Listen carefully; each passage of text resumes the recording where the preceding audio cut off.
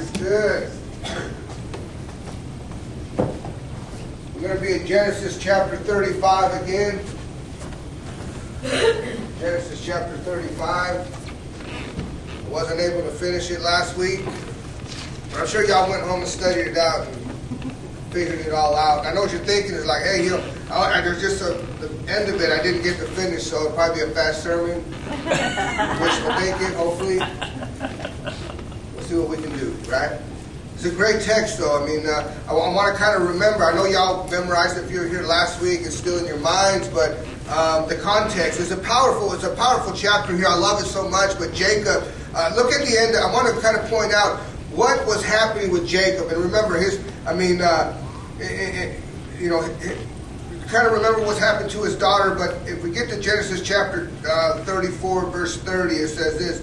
It says, then Jacob said to Simeon and Levi, you have brought trouble on me by making me obnoxious to the Canaanites and the Perizzites. It says, the people living in this land. It says, we are few in number, and if they join forces against me and attack me, it says, I and my household will be destroyed. I mean, Jacob at this point, all the things that have happened to him, I mean, it's complete chaos. It's like the physical circumstances look like there's no way out. It's almost like the people of Robert Lee in Sterling City, Colorado City, Broughton, Angelo have all gathered together and they've decided they're going to wipe you out. And as you think about that, there's not many of them. It doesn't look good. I think we've all had them circumstances where you just kind of look at it and go, man, I just don't know. Things going to get any better. I don't know how I'm going to make my way out of this. This is where Jacob's at. He's just in complete chaos. He doesn't really have any hope. But thank God, God comes to his rescue, right? This is a lot of the time. This is where God shows up. That God shows up to him and God gives him a command. Says, get up and rise and go to Bethel. Right? And Bethel is a place where he's encountered God in several other occasions. If you remember, this is where Jacob has the vision of the angels ascending and descending. This is the place where Jacob, when he went out to meet his brother and was so worried that his brother was going to take his life, this is another place where he encountered God. And God revealed himself to him. And Esau had good reason to be angry with him and want to take his life, right? But once again, here's Jacob. He's in this pressure situation, and God shows up and comes to his rescue and says, listen, get up and go to Bethel. I want you to move forward. And he says, and go make this altar. And then Jacob responds by telling his people, him and himself, to do a spiritual cleansing. Say, hey, listen, we got to get anything that's blocking our compromising our relationship with God, we've got to get it out. Get the gods and things that you have in your home. He says, get it out and bury it. Get it away from us. We need God. And in verse 5, the beautiful thing, and even Jacob has fumbled and had a hard time and fallen short in his relationship with God, but yet God comes right to his people's rescue. And it says in verse 5, it says, then they sat out, and the terror of God fell on all the towns around them, so that no one could pursue them. And God does what he always does. God comes through. It's no different than God parting the Red Sea, or God, the plagues that happened in Egypt, where the people of God were saved, and the people that opposed God's people were the ones that experienced this supernatural judgment of God, and God's people walk away saved. And that's the God that we serve. And you think about it, in the times of difficult times, that's so many times that we experience God. And we see who he is, and he shows us how faithful he is. And you walk out and go, man, I don't know I ever doubted this God. Man, this God is always there for us. And when I was thinking of an experience I had one time is again, at the end of this, I want to see how Jacob responds, but let's just go ahead and go a little further in the text. Let's read verses 9 to the end before we go on. We got down to about verse 7 last time. But verse 9 says this, and after Jacob returned from Padan Aram, God appeared to him again and blessed him. God said to him, Your name is Jacob, but it will no longer be called Jacob. Your name will be Israel. So he named him Israel. And God said to him, I am God Almighty. Be fruitful, increase in number. A nation and a community of nations will come to you, and kings will be among you and your descendants. It says, the land I gave to Abraham and Isaac, I also give to you. And I will give this land to you, your descendants after you. Then God went up from him at this place where he had talked with him. Jacob set up a stone pillar at the place where God had talked with him, and he poured out a drink offering on it. He also poured oil on it. God called the place where God talked with him Bethel, right? So, I mean, again, God comes to his rescue. Jacob does exactly what he needs to do. He removes anything that compromises his relationship with God, and God is faithful. God delivers his people just as he always does. And what does Jacob do? He carries out the command, but the right response that I think about is when what Jacob does is this: when God does what he does, when God comes through for us like he always does. We've all been there. We've all had circumstances where you look around and go, man, what good can come of this? How's this going to work out? Well, I can think of a time where I lost a job and I went through a hard time, but guess what? Later on you have a better job. You know, there's a sickness or whatever emotional times you think you can't get through. But time and time again, God comes up. And how does Jacob respond? He responds in worship. Right? He responds in worship, praise, in complete adoration of this God in heaven. And, you know, I think about that because I can think of times where I've reacted in both ways. Where I've given God all the glory, then other times you get through and go, maybe I was overthinking the whole thing. You know, it wasn't going to turn out that bad after all. You know, I was getting all worked up for anything. But man, God is responsible for everything, is he not? And Jacob has the right response because the first thing he does, and he builds this pillar. He goes in, and it's very interesting, this pillar that he builds, because, you know, God will tell him to go build an altar. And what is an altar used for? Sacrifices. It's used for worship, right? It's used for encountering this God, to go into his presence, to giving him things. In verse 14 it says, Jacob, he set up a stone pillar at the place where God called him. And he calls this pillar that he makes, I mean, he basically makes a pile of stones. Right? But what is this? But he says El Bethel. Right? And basically what that word means is, if we think about it, is this: the house of God. He doesn't build it. He's not here. This is what I love is this. He's not talking about a structure, right? He's not talking about building. He says the house of God. And as you think back to this place of Bethel, it's been a place basically where he has encountered the presence of God. Right? Again, like this is where God reveals the Jacob's ladder that we have, where the angels are ascending and descending. It's a place where he went when he's in a time of trouble. And once again, God revealed himself to him, and he encounters this God. And he's again in this time of trouble, and God brings him back. And I think it's so important to think about it. In a time of trouble, what God brings Jacob back to, go to the place where you were before when you were in trouble, and I revealed myself to you. And guess what? You walk right out of that as well. And sometimes it's so easy, where people have very short memories. It seems like Jacob himself was a man of very short memory. But God always brings him back. But this idea, this interesting thing, he builds this pillar and he calls it the house of God. But he's not talking about a structure. Really, if we look in this a little bit deeper, what he's talking about is this: the place where you encounter the presence of God. Right? This place where he's able to experience these things. And it's interesting because it always seems to be in the difficult times. And when I think of the idea, right, of this idea, because even like we use that a lot, like the Bethel, you still see the name nowadays, and this idea of the house of God. And I think because of our minds, we think of a building, we think of a structure.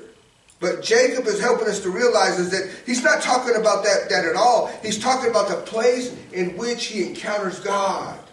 He's talking about this place where he has experienced God. And when I thought about in my mind this idea that sometimes we just think of the house of God and we're not really understanding this, I thought about something that Paul would say in Acts in chapter 17. He's there in Athens. You remember, there's all these temples, there's all these idols, there's all these things that they're worshiping. And in verse 24 of Acts chapter 17, he says this: the God who made the world and everything in it is the Lord of heaven and earth, and does not live in temples built by human hands.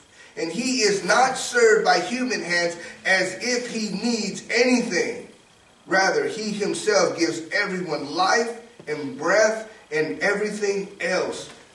I think that's significant, because when we talk about this house of God, we talk about this presence, and what my mind brought me back to Psalms 27 verse 4, because the psalmist says this, that I will seek you all the days of my life, and he says, Lord, let me dwell in your house all the days of my life. And you think, okay, so what is he talking about? And he's not talking about in the temple. No, we can't live there. He's talking about, let me be in your presence. And this is where he's going to offer this true worship. And I think sometimes we forget that. We think about, in John in chapter 17 verse 3, he talks about eternal life. And he says this is eternal life. He says that they may know you, the one true God, through Jesus Christ. That word know means this: to experience. To experience God. And like I say, where can you experience God at? And I think sometimes we can confine it and think it's a place, the house of God could be a structure. Right? We can start to think about the building. That's the place. And the thing is this is one place where we can encounter God. This is the place where we encounter God as a body. This is the place that we encounter God as a people, as a unit. But we can approach and encounter the presence of God anywhere. Matter of fact, I really think as he's talking about worship and what he's going to do here, he's going to realize, man, this is something that we're supposed to be doing with our lives. Thinking about encountering God and experiencing God and approaching his presence.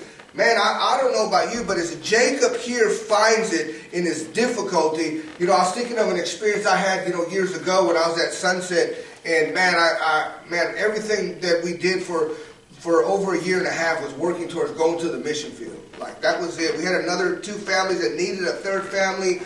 We went down there. People were expecting us, and they're excited. We're going to join them down there. There were plans of what we were going to do when we were get there. We had some small supporters, but we were still looking for that big support to not only move us down there, but to support us. And man, time kept coming closer and closer and closer and closer. It was getting time to go.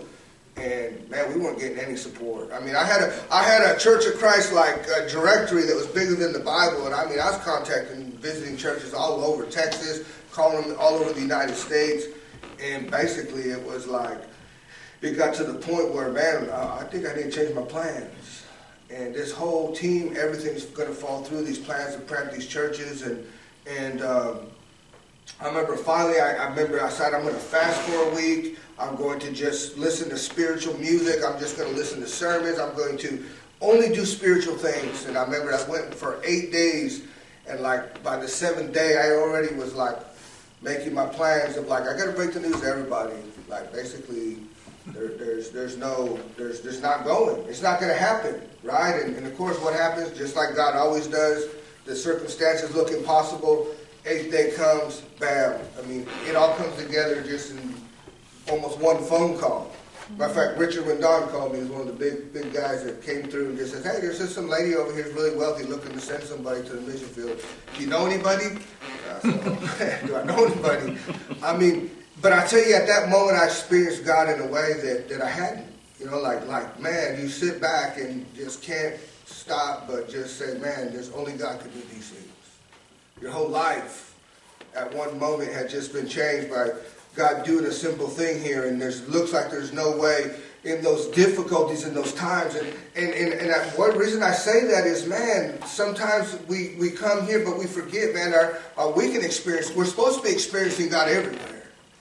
We're supposed to, sometimes I think we can hinder ourselves by saying, hey, I'm going to go to church, and I'm going to come together, we're going to approach God's presence here, but then I'm going to go back to my regular life. And to realize that, man, Jacob, what he's trying to get us to understand here is this. He builds this pillar, but this has nothing to do with the structure. He says this is the house of God. But the house of God is this. It's his presence. It's the place in which God has revealed himself in the way that he's encountered him. And when God comes through for us, then there's no other way to go, man, only God can do that. Man, because he can do all those things. But Jacob, his response was, hey, I need to get things, remove things out of my life that are blocking my relationship with God. And guess what? God comes through. He does what God does, but look, as he gets there, first thing he does is he builds this altar, and he says, this is the house of God. This is the place where I experience God. This is the place where I find his presence. And I think of the psalmist saying this, Lord, let me dwell in the house of God all the days of my life. Like we can approach the presence of God everywhere. And should be. He then goes on here and the next thing he does is this. After he builds that, he says this. After God got done speaking with him, it says he poured out a drink offering on it and poured oil on it. Why did he do that? Again, to me that helps me to understand what worship really is. Right? And that's what he's doing. God said build an altar. What do? You worship it. God comes through from him. He builds the altar like he said. He says this is the house of God. And then he pours out his worship. He pulls out his worship because he comes to the place in which he's going to approach the presence of God. He's going to encounter this God. And the drink offerings, like at this moment, like that, we don't even understand what they mean. It's not until the Levitical system in the book of Leviticus do we understand what the drink offerings were. You know, the animal offerings were very interesting because a lot of the time somebody got a portion of it to eat. Like, okay, we're going to take out the innards, we're going to sacrifice this animal, but the priest or the family, they get a small portion of it. They can go eat. But a drink offering was totally different. And like the drink offering, it was wine.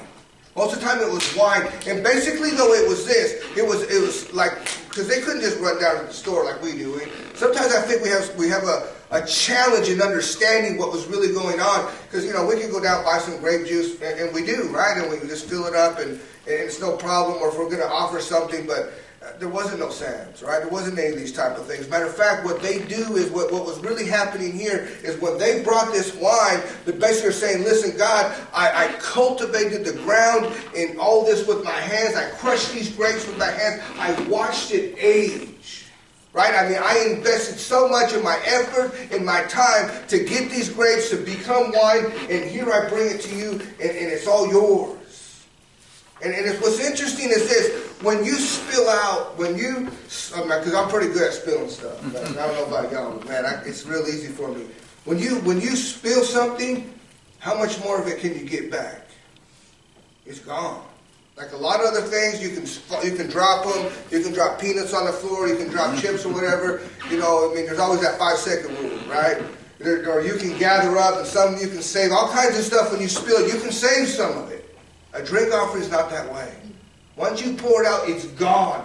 That was the whole point of the drink offering, is saying, listen, God, and this is the true response. This is the true worship that God really wants for us. Is he says this, listen, everything I have and everything I am, Lord, is yours.